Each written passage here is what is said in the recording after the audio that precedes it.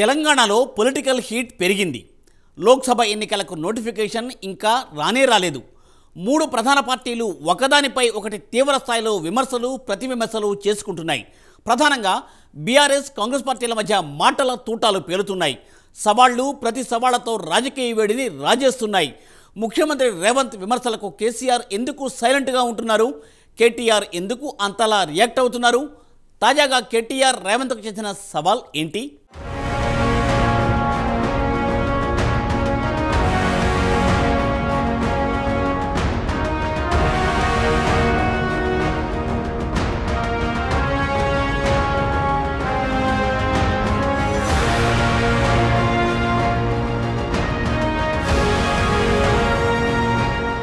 తెలంగాణలో CM Revanth Reddy BRS MLA KTR మధ్య సవాళ్ల పర్వం కొనసాగుతోంది. ఇటీవల చేవెళ్ల సభలో సీఎం రేవంత్ తెలంగాణలో బీఆర్ఎస్ ఒక్క సీటు గెలిచి చూపించాలని ఛాలెంజ్ చేశారు. దీనిపై కేటీఆర్ స్పందించారు. ఇద్దరం ఎమ్మెల్యే పదవులకు రాజీనామా చేసి మల్కాజ్గిరి లోక్సభ ఎన్నికల్లో పోటీ చేద్దామని ఛాలెంజ్ చేశారు. నేను నా సిరిసిల్ల ఎమ్మెల్యే పదవికి రాజీనామా చేస్తా. సీఎం రేవంత్ రెడ్డి కొడంగల్ ఎమ్మెల్యే పదవికి రాజీనామా చేయాలి. మల్కాజ్గిరిలో ఇద్దరం కలిసి తేల్చుకుందాం. ఎవరు గెలుస్తారో చూద్దామని సీరియస్ కామెంట్స్ చేశారు కేటీఆర్. లోక్సభ ఎన్నికల్లో కాంగ్రెస్ పార్టీకి అభ్యర్థులే లేరని విమర్శించారు. సునీతా మహేందర్ రెడ్డి, బొంతు రామ్మోహన్, కంచర్ల శేఖర్ రెడ్డికి అవకాశం ఇస్తానంటేనే కాంగ్రెస్లో చేరారని తెలిపారు.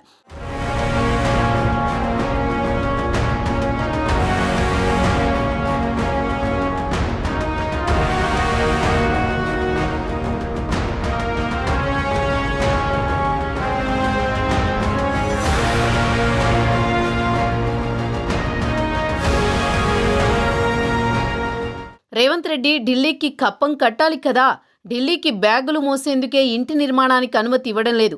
జీవో 111 రద్దుకు అన్ని పార్టీలు హామీ ఇచ్చాయి. ప్రజాభిప్రాయం మేరకే మేము ఎత్తివేశాం. ప్రస్తుతం మా దృష్టి పూర్తిగా తెలంగాణపైనే. కాంగ్రెస్ నేతలు ఇంకా ప్రతిపక్షంలో ఉన్నట్టు వ్యవహరిస్తున్నారు. రాజకీయాల్లో గెలుపోటములు సహజం. ఒక్క ఎన్నికల్లో గెలిస్తే మగాడా, ఓడితే కాదా?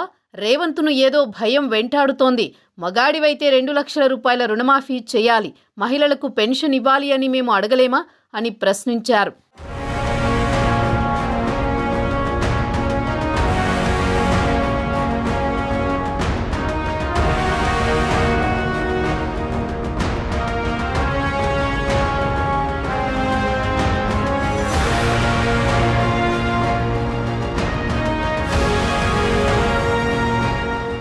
రాష్ట్ర మంత్రి ఉత్తమ్ కుమార్ రెడ్డికి జాతీయ దర్యాప్తు సంస్థలు, ఏజెన్సీల విషయంలో బాగా నమ్మకం ఉందా? ముందు రిజర్వాయర్కు, బ్యారేజీకి తేడా తెలుసుకోవాలి.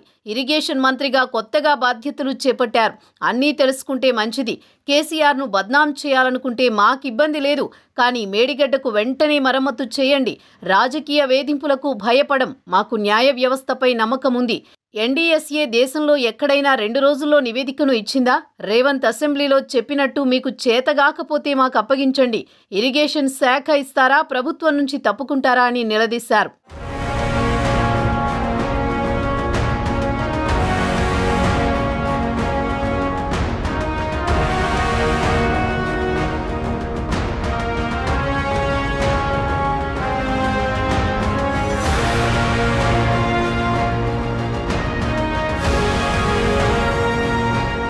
ఇక ప్రతిష్టాత్మకంగా నిర్మించిన కాళేశ్వరం ప్రాజెక్టుకు 400 అనుమతులు వచ్చాయని కేటీఆర్ తెలిపారు. మరమ్మత్తు చేత కాకపోతే తప్పుకోవాలని రేవంత్కు సూచించారు. హరీష్ చెప్పినట్లు తాము నీటిని లిఫ్ట్ చేస్తామని పేర్కొన్నారు. ఎన్డీఎస్ఏ రాజకీయ ప్రేరేపిత నివేదిక ఇచ్చిందని ఆరోపించారు. ఈ నివేదిక మీడియాకు ఎలా అందిందని ప్రశ్నించారు. నిపుణుల కమిటీ వేసి వర్షాకాలం ప్రారంభంలోగా మరమ్మతులు పూర్తి చేయాలని కోరారు. ప్రజల దృష్టిని మళ్లించే ప్రయత్నం మానుకోవాలని సూచించారు. తప్పు జరిగితే చర్య తీసుకోవాలని తెలిపారు. నీళ్లు ఇచ్చే అవకాశం ఉన్నా రైతులను ఇబ్బంది పెట్టడం సరికాదని అన్నారు.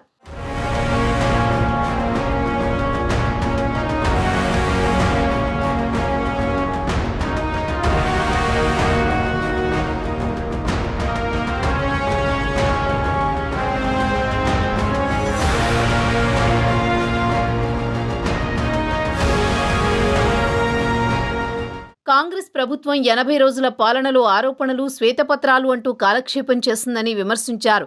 కాంగ్రెస్ మంత్రులకు సెన్సు, కామన్ సెన్సు లేదన్నారు. ప్రజల దృష్టిని మళ్లించే ప్రయత్నం మానుకోవాలని సూచించారు. తప్పు జరిగితే చర్య తీసుకోవాలని తెలిపారు.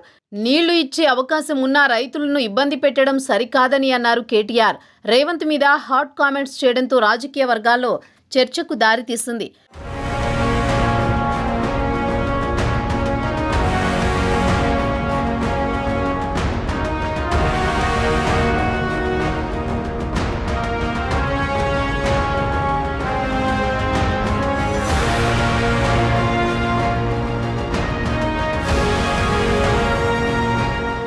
మరోవైపు రేవంత్ డైరెక్ట్గా కేసీఆర్ను టార్గెట్ చేస్తుంటే కేసీఆర్ మాత్రం మౌనముని పాత్ర పోషిస్తున్నారు. కానీ కేటీఆర్ రియాక్ట్ అవుతున్నారు. దమ్ముంటే మల్కాజ్గిరి నుంచి పోటీ చేద్దాం రా అంటూ తొడగొడుతున్నారు. గతంలో చిన్న నాయకుడు విమర్శలు చేసిన కేసీఆర్ డైరెక్ట్గా రియాక్ట్ అయి తనదైన శైలిలో కౌంటర్ ఇచ్చేవారు. ఇప్పుడు కేసీఆర్ అంతగా స్పందించడం లేదు. అసెంబ్లీ ఎన్నికల్లో అధికారం కోల్పోయిన తర్వాత కేసీఆర్ మొదటిసారిగా నల్గొండ సభలోనే ప్రత్యక్షమయ్యారు. ఏదో మొక్కుబడిగా కాంగ్రెస్ పార్టీపై విమర్శలు చేశారు. కృష్ణా వాటర్ పరిరక్షణ కోసం పోరాటం అంటూ సభ నిర్వహించి కాంగ్రెస్ మీద విమర్శలు చేయడం తప్ప ఏమీ మాట్లాడకుండానే కేసీఆర్ వెళ్లారు.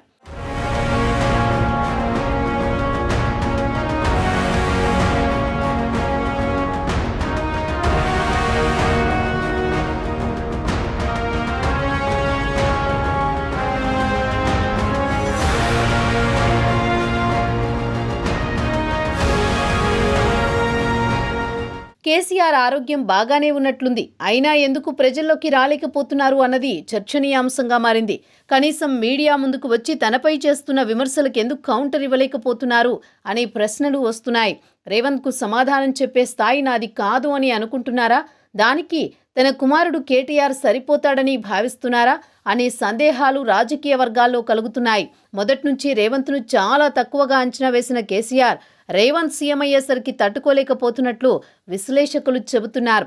అందుకే అసెంబ్లీకి కూడా రావడం లేదని ఒక వాదన వినబడుతోంది.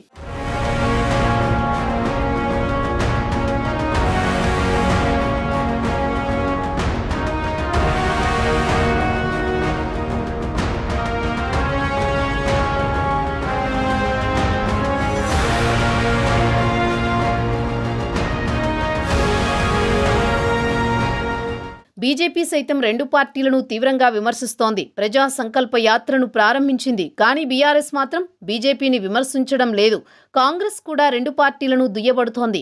దీంతో బీఆర్ఎస్ బీజేపీతో పొత్తు పెట్టుకోనుందని వార్తలు వచ్చాయి. దీనిని బీజేపీ ఖండించింది. కానీ బీఆర్ఎస్ మాత్రం దీనిని ఖండించలేదు. అంతేకాకుండా బీఆర్ఎస్ నుంచి వలసలు ప్రారంభమయ్యాయి. దీంతో బీఆర్ఎస్ డిఫెన్స్లో పడుతోంది. ఎలాగైనా కాంగ్రెస్ విమర్శలకు కౌంటర్ ఇవ్వాలని మేకపోతు గాంభీర్యాన్ని ప్రదర్శిస్తుందని రాజకీయ పరిశీలకులు చెబుతున్నారు. సవాళ్లు ప్రతి సవాళ్లు ఎంతవరకు దారితీస్తాయో చూడాలి. మరి లోక్సభ ఎన్నికల్లో ఎవరు విజేతలవుతారు, ఎవరు పరాజితులవుతారో అన్నది.